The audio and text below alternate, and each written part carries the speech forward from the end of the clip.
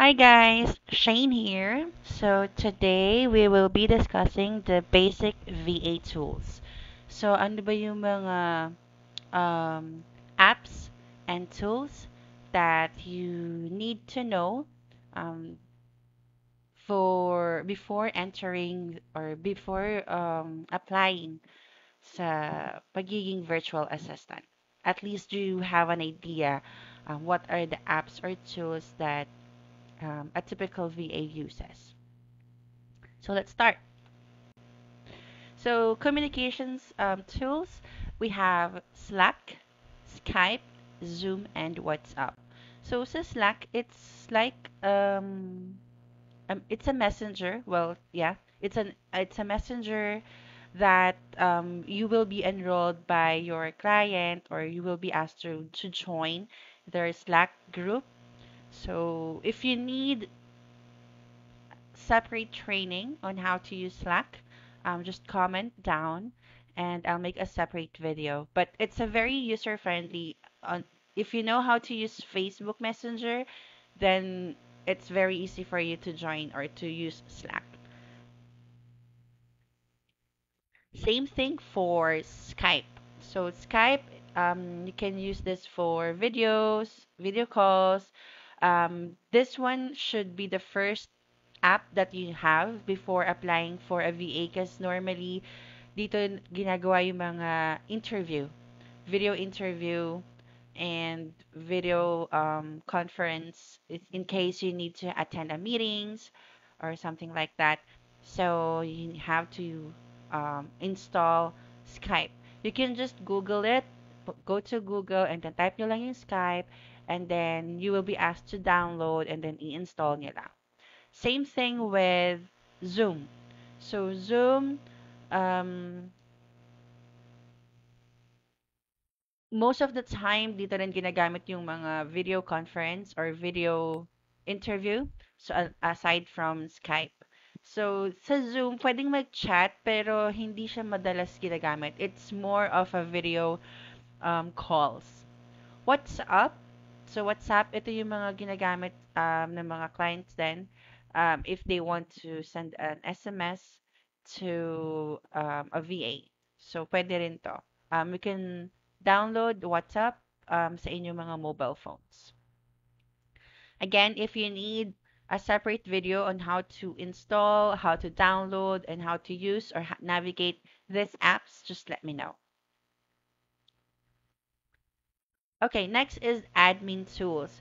So, lahat naman siguro kayo meron ng Google account kasi most of you have Android phones.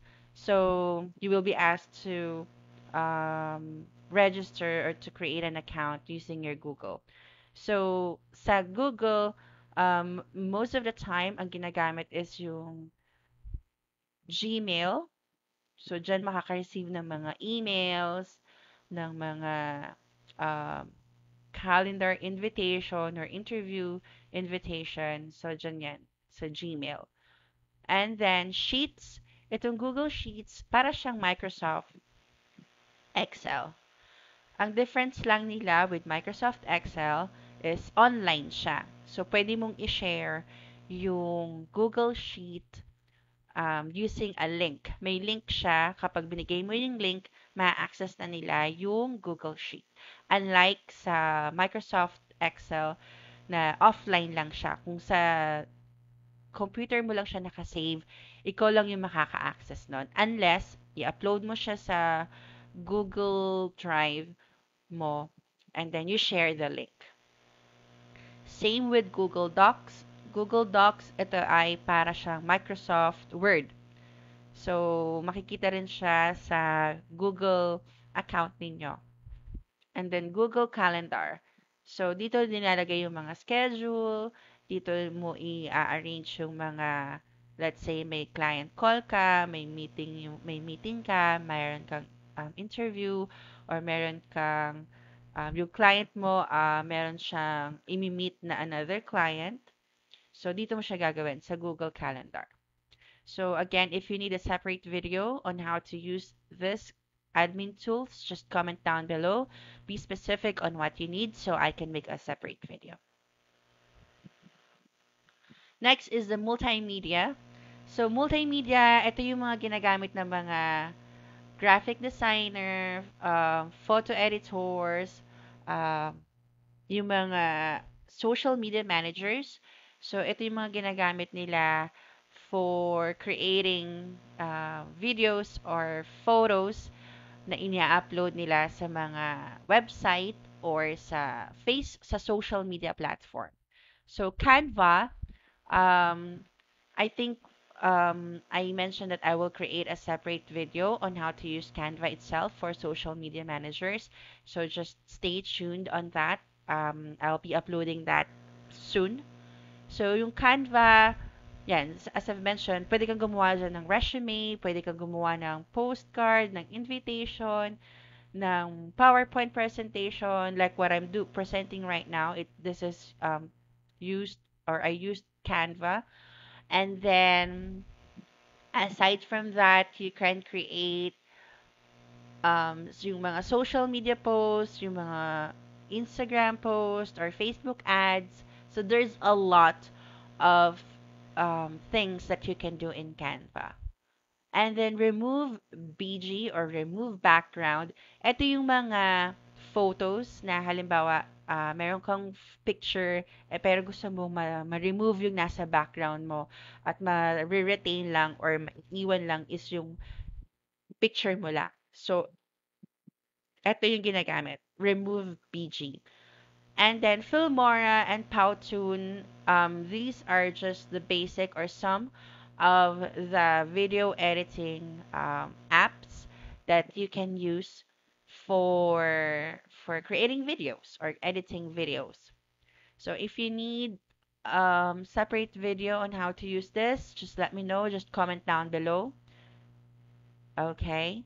And then we have productivity tools. So kapag na-hire ka na ni client, may mga client kasi or customers or companies na very particular sila sa ginagawa ng mga VAs.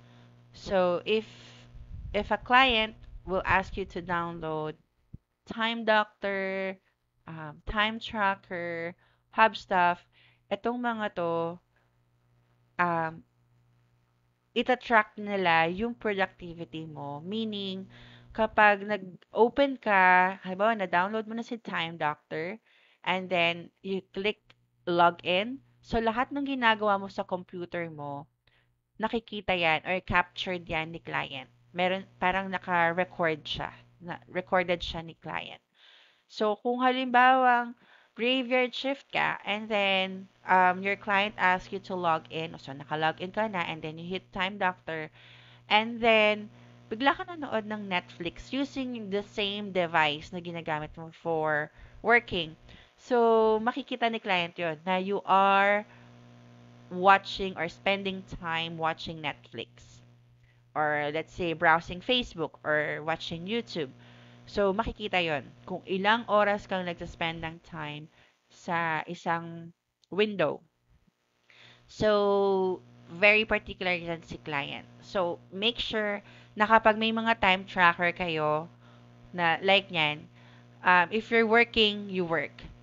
If you want to watch while working, use it on a separate device. Pero as a starter or a newbie, syempre, wag muna tayo maging pasaway, no? Kasi there's a lot of things that you need to learn um, on your first day. So, ma-overwhelm kayo.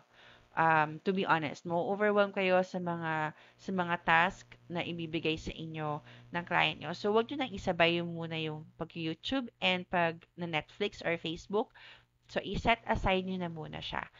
And then, kapag you get the hang of it, then by all means, you can go ahead and watch Netflix while working. But as I've mentioned, make sure you use them on a separate device, not on the same device, especially kung may time tracker kayo. Kasi dyan makikita ni client kung nagtatrabaho ba talaga kayo or not.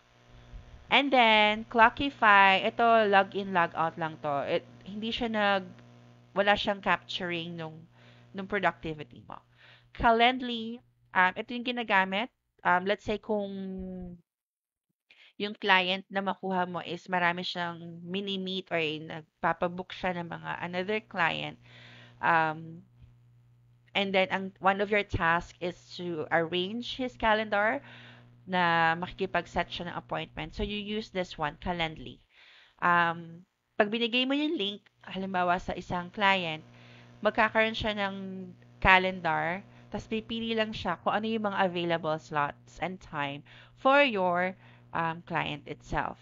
So kung halimbawa na-book na yung December 29 for a specific for the first client, let's say December 29, 10 a.m., na-book na yan ng isang client. So another client would like to book another appointment with your boss. So yung let's say yung same time na gusto niya na nabinook nung isang client o nung nauna, hindi na niya makikita yon. So, yung makikita na lang niya na pwede niyang i-book is yung mga available slots. This is very helpful para mas organized yung calendar and mag hindi siya magkaroon ng conflict when it comes to the schedule of your boss. Dropbox, so ito, online siya. Para siyang iCloud. So you can upload your portfolio, your resume, anything that you want to upload, your files or documents sa Dropbox. And then you just have to share your link to someone, to your boss or to your client. Uh, and then they can view na yung file nyo. So, it's like iCloud. So, hindi naman siya ginagamit most of the time ng mga VA when it comes to work. Pero ginagamit siya ng mga VA for, yun nga, saving their portfolio, yung mga sample works nila, and also their resumes or cover letters. So, dyan na nila nilalagay. And then, kapag nag-ask yung client dun sa in-applyan mo na work, i-share mo lang yung link. And then they can see na your resume or your cover letter. And then, project management. So, project management, ito is para ma-view mo kung ano yung mga kailangan mong gawin for a certain project. Mas organized siya, kumbaga. Yung Trello, Asana, and Basecamp are actually the same. So, magkakaiba lang ng name, pero yung functionality niya are relatively the same. So, wala naman siyang pinakaiba. Halimbawa, meron kang, for Trello, let's say, um, photographer ka. So, marami kang inquiries. So, sa first column, yun yung ilalagay mo na mga inquiries, lahat ng inquiries nandyan sa isang column. Tapos, second column, yan yung mga nagpa-pencil book or nagpagawa ng reservation. So, yung mga nasa first column mo, pwede mo na siyang i-move or i-drag mo lang siya sa second column sa mga nag-reservation. And then, another column for, let's say, tapos na, nagawa mo na yung photo shoot, submit mo na yung mga um, pictures or yung photos sa client mo. And then, pwede mo siyang ilagay as finished. So, i-drag mo lang din siya as finished. So, nandun na. So, yeah, the basic of the project management of Trello or Asana or Basecamp is for you to see the progress. Mas organized lang siya as to where you at or your standing when it comes to your certain task. Let's say new, pending, in progress, hold, or done. So, ganun lang yun. It will just help you how to manage your task properly or mas organized. And then, the last one, LastPass, Grammarly, Crisp, and Lightshot. So, hindi naman siya requirement or hindi naman siya madalas ginagamit ng mga VAs. Pero ako personally, I use this apps. So, LastPass, kasi ako may tendency ako na makalimutan yung mga passwords na ginagawa ko since I'm using a lot of system, a lot of apps or tools.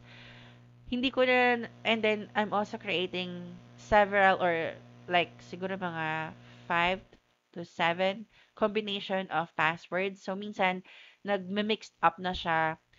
So minsan madalas nakakalimutan ko yung password ko for a certain app. So with LastPass, you can just download this and then i-store na dyan lahat ng mga password mo. And then, pag nakalimutan mo yung password mo, i-click mo lang and then automatic, ano na siya, naka-auto-save na yung mga password mo. Grammarly, for those who are not confident, well, actually, even I myself, I'm still using Grammarly just to make sure that, let's say for emails, nagko-compose ka ng email, very helpful si Grammarly when it comes to correction of spellings, yung grammars, punctuations, or whatever. Um, I suggest that you also download this and practice using this kasi very helpful siya. It will help you in terms of yung pag-construct ng ideas mo. So kung medyo malabo, it will help you na i-correct yung mga grammars and spellings and yung content or yung construction of sentence. Light shot, sorry. So light shot, ito yung para siyang pag-capture. Let's say, kailangan mo siyang i-screenshot mo siya pero ayaw mong screenshot buong monitor mo. So, you can just download this slideshot and gawin mo siyang extension sa Google Chrome mo. And then, kung meron kang specific image na gusto mo lang i-screenshot, pwede. And then, yung Crisp app, it's very helpful for those who are taking calls. Kung mayroong background noise, merong rooster, merong crying babies, barking dogs at home, use Crisp app and then i-adjust mo lang yung settings ng headset mo and ng microphone mo and then you can enjoy na. The background noise, mas minimize na siya. So, hindi na maririnig yung mga um, tilaok ng manok, yung mga barking dogs, so yun. And then yung mga noise background at home, meron pa rin, pero hindi na siya disturbing. So, very minimal. Like, kung halimbawa may nagsasalita na kasama mo sa house, hindi na siya maririnig when you're using Crisp app. So, you have to download it. Um, there's another link on, or may isang unit dun sa mga training materials. May link ton where you can download Crisp. So just check it out. Balik lang kayo dun sa training materials na unit. Open that shared file and then there's a link. Kasi itong Crisp app, may bayad talaga siya. Pero through referral, if you refer, meron kang magkakaroon ka, kapag na-download mo na siya, magkakaroon ka ng referral link. Kapag shinare mo na yung link na yon, mag-e-extend yung paggamit mo ng Crisp. So the more referral you have, mas longer yung paggamit mo ng Crisp. Kasi alam ko parang free lang siya for 30 days. Then after 30 days, you have to make a payment if you want to continue using Crisp. Pero syempre, doon tayo sa libre. I-refer mo na lang and then once yung referral mo, once they installed it and used it as well, then mag-extend yun. Makikita mo naman kung na-extend na siya. So that's all for the productivity or for the tools or the basic tools that a VA used. As I've mentioned, I just want to emphasize that if you need a separate video on how to use any of these apps, just comment down below so I can make a separate video. If you have questions, just let me know as well. I'll see you in the next video.